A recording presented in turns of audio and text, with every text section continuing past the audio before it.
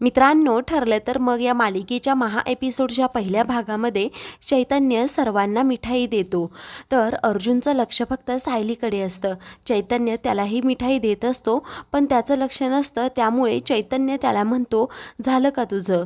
तर आता अर्जुन म्हणतो, मिठाई वगैरे मला नको, कामं करून घ्या, असं म्हणून आता तो सायलीकडे पाहत पाहतच लगेच स्टडी रूममध्ये जातो. पूर्णा आजी आणि अस्मिता देखील आता तेथून जातात. तर कल्पना, सायली आणि विमला या तिघीही किचनमध्ये असतात. कल्पनाला आठवतं की अचानक कुणाला तरी तिला फोन करायचा आहे, म्हणून ती विमलाला म्हणते, सायलीवर लक्ष ठेव, त्या जागेवरून हालून देऊ नकोस, नाहीतर ती लगेच कामाला लागेल, असं म्हणून आता ती रूममध्ये जाते. इकडे चैतन्य आता कामाविषयी अर्जुनबरोबर बोलत असतो, परंतु अर्जुनचं लक्ष फक्त सायलीकडे असतं, म्हणून तो आता त्याचं काही न ऐकता बाहेर येतो. सायली आता स्टूलवर चढणारच असते, तेवढ्यातच अर्जुन येतो आणि म्हणतो, काय पाहिजे तुला? तुला सांगितलं होतं ना की काम करायचं नाही. त्यावरती आता सायली म्हणते, अहो ही रोजचीच कामं आहे. तरीही अर्जुन आता ऐकत नाही. तो म्हणतो, तुला काय पाहिजे ते सांग. तेव्हा सायली म्हणते, मला डाळीचा डबा पाहिजे. अर्जुन तिला डाळीचा डबा देतो. चैतन्याला म्हणतो, आपण दोघेही इथेच मीटिंग करू. तर आता अर्जुन आणि चैतन्य कामाला लागतात. तेव्हा सायली आता लगेच काम करण्याचा प्रयत्न करते, पण अर्जुन सारखा तिच्याकडे पाहतो. तर विमला तिच्या हातातून ते सगळं काही सामान घेत असते आणि म्हणते, सायलीताई प्लीज काम करू नका. तर आता अर्जुन पुन्हा त्याच्या कामाला लागतो. तेव्हा सायली त्याचा डोळा चुकवून पुन्हा हातात भाजी घेते. तर भाजी घेतल्याबरोबरच अर्जुन म्हणतो, विमल. तर आता विमला म्हणते की अजिबात नाही सायलीताई, तुम्ही काम करायचं. तेव्हा आता सायली त्याच्याकडे पाहतच राहते.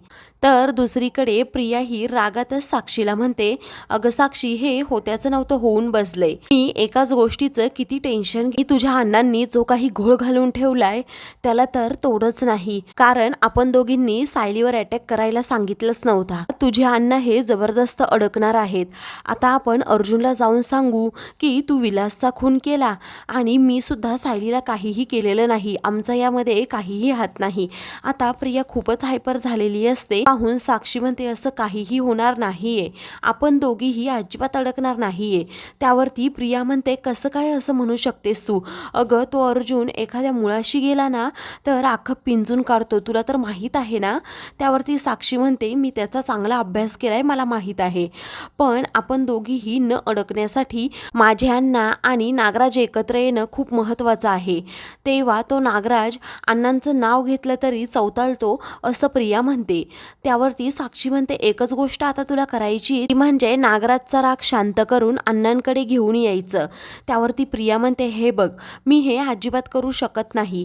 त्यावरती साक्षी तिला आता घाबरवते आणि म्हणते, मग रविराजला 2-3 दिवसात समजेल की सायली त्याची मुलगी आहे आणि तू फ्रॉड आहेस. मग रविराज लगेच तुला जेलमध्ये टाकेल आणि त्यानंतर तुला लगेच अनाथ आश्रमात जावं लागेल. त्यासाठी तुला आत्तापासूनच तयारी करायला हवी, म्हणजे अनाथ आश्रम शोधायला हवं. त्यावरती प्रिया म्हणते, हे बघ साक्षी, तू जास्त बोलू नकोस, मी नागराजला समजू शकत नाही. त्यावरती आता साक्षी म्हणते, हे बघ, मी तुला घाबरवत नाहीये, तुला फॅक्ट सांगते. अगं हे असंच होऊ शकतं जर तू नागराज आणि अण्णांना एकत्र नाही केलं तर. त्यावरती आता प्रिया म्हणते, बरं ठीक आहे, मी बोलून पाहते. तर अर्जुनची पुढची स्टेप काय असणार आहे हे चैतन्याकडून मी वधवून घेण्याचा खूप प्रयत्न करतेय, पण चैतन्य खूप हुशार बकरा आहे.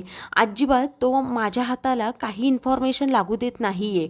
पण मला थोडा वेळ दे, मी पाहते अर्जुनची पुढे स्टेप नक्की काय आहे. आणि अण्णांनी ज्या माणसाला सुपारी दिली तो तर गायब आहे. त्याने सायलीवर हल्ला केला होता तो सुद्धा गायब आहे. परंतु ज्याच्या थ्रू हे काम केलं होतं ना, तो माणूस अण्णांच्या हाताला सापडत नाही. म्हणजे तो कुठे गेलाय हे माहीतच नाही. त्यावरती प्रिया म्हणते, काय? तर साक्षी म्हणते, हो, त्यामुळे जरा टेन्शन आले. तर आता दुसरीकडे सायली रूममध्ये येते. तिच्या पाठोपाठ लगेच अर्जुन येतो. सायली कपाट उघडून पाहते आणि त्यामधून काहीतरी घेणार असते. अर्जुन म्हणतो, तुम्हाला काही हवंय का? तुम्ही बसा, आराम करा, मी देतो तुम्हाला. तेव्हा सायली म्हणते, काय चाललंय हो तुमचं सारखं? मला धड श्वाससुद्धा घेऊ देत नाही तुम्ही, मला काही कामसुद्धा करू देत नाही, मी काय करायचं मग? त्यावरती अर्जुन म्हणतो, हो, तुम्हाला दगदग करायला नाही सांगितली. तेव्हा सायली म्हणते, आता निसर्गाची हाक आली आहे, जाऊ का आतमध्ये मी जरा? तेव्हा तेव्हा अर्जुनला काही समजत नाही. तर सायली ही बाथरूममध्ये जाऊन उभी राहते.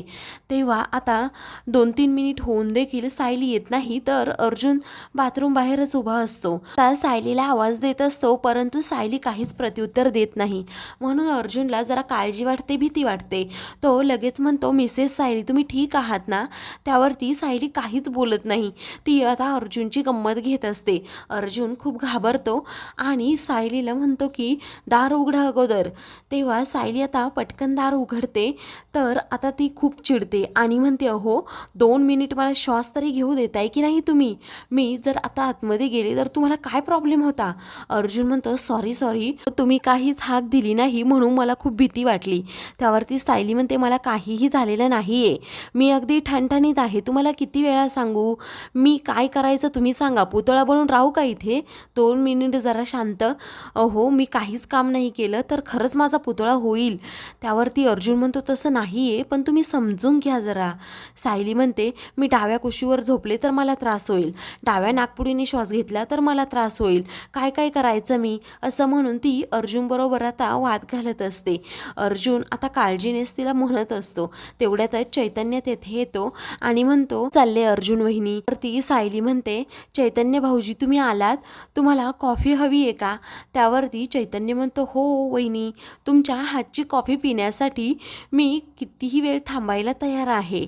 आता खरं तर विमलाच्या हातची पिलोय, परंतु तुमच्या हातची पिण्यात एक वेगळीच मजा असते. सायली म्हणते, मी बनवून आणते लगेच कॉफी.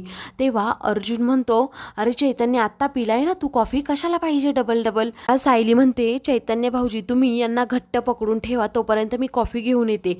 हे मला हालू देत नाही, चालू देत नाही.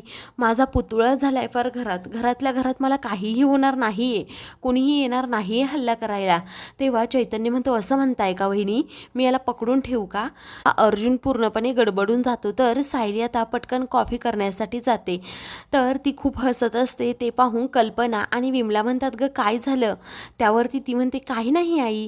तेवढ्यातच एक माणूस दार ठोठावतो. म्हणतो की अर्जुन सरांनी मला बोलवलंय. त्यावरती सायली म्हणते, हो बसा ना, आहेत ते इथेच. म्हणून ती आता अर्जुनला आवाज देऊ लागते की हो इकडे या, कुणीतरी आलंय. तर इकडे अर्जुन चैतन्याला म्हणतो की मी तुला सांगितलं होतं ना की तिला माझी हेल्प लागेल म्हणून. असं म्हणून तो आता धावतच सायलीजवळ येतो आणि म्हणतो, तुला काही हेल्प हवी आहे का बायको? असं म्हणून तो सारखा सायलीला विचारू लागतो की तुला सांगितलं होतं ना एकटी जाऊ नको म्हणून. तो खूप काळजी व्यक्त करत असतो. तर चैतन्य, विमला आणि कल्पना हे तिघेही हसत असतात. त्याचबरोबर तो जो माणूस आलेला असतो तोही हसतो. सायली म्हणते, हो समोर पहा कोण आलंय ते. तर अर्जुन आता गडबडतो आणि म्हणतो, हो तुम्ही आलात, ठीक आहे. सायली म्हणते, त्यासाठीच मी तुम्हाला आवाज दिलाय. तर अर्जुन म्हणतो, सॉरी. तेव्हा आता तो तिला आराम करायला सांगतो. तर चैतन्य त्या माणसाला स्टडी रूममध्ये घेऊन जातो. तर सायलीला पुन्हा अर्जुन म्हणू लागतो की तुम्हाला काही हेल्प हवी आहे का? काही त्रास तर होत नाही ना? तेव्हा सायली म्हणते, नाही होत त्रास. कल्पना आता अर्जुनला म्हणते, काय रे सारखं बायको बायको चालवलंय, आम्ही इथे आहोत ना सर्वजण, तू काय एवढी काळजी करतोस? हा अर्जुन आता स्टडी रूममध्ये जातो आणि त्या माणसाला सांगतो, आपल्याला एक स्केच बनवायचंय. त्या हल्लेखोराचं थोडासा जरी मला क्लू मिळाला ना तरीही मी त्याच्यापर्यंत जाणारच नक्की. त्याने मास्क लावला होता, सनग्लासेस लावले होते, पण जेवढा चेहरा दिसला ना तेवढा मला नक्कीच आठवतोय. असं म्हणून तो त्याला आता स्केच काढायला सांगतो. आता अर्जुन त्या हल्लेखोराचं वर्णन करत असतो. तर तो माणूस स्केच काढत असतो. ते काढून झाल्यानंतर तो माणूस म्हणतो, सर हाच आहे का तो माणूस तुम्ही सांगितल्याप्रमाणे काढले? तेव्हा अर्जुन म्हणतो, हाच आहे तो हरामखोर.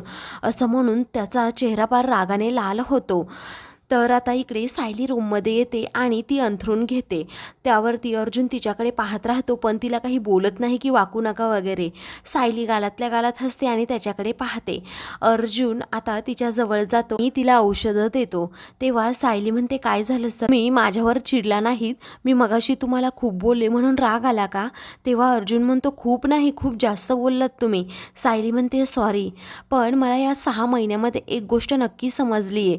पण आता 6 6 महिन्यानंतर मी इथून निघून गेल्यावर आपलं कॉन्ट्रॅक्ट संपल्यानंतर तिच्या मुलीबरोबर लग्न कराल ना, खरंच ती मुलगी खूप भाग्यवान असेल, कारण तुमच्यासारखा पती तिला मिळालेला असेल जो तिच्यावर खूप प्रेम करतो. आपलं काहीही नातं नसताना तुम्ही माझी किती काळजी घेताय. अर्जुन हा एकदम शांत होतो.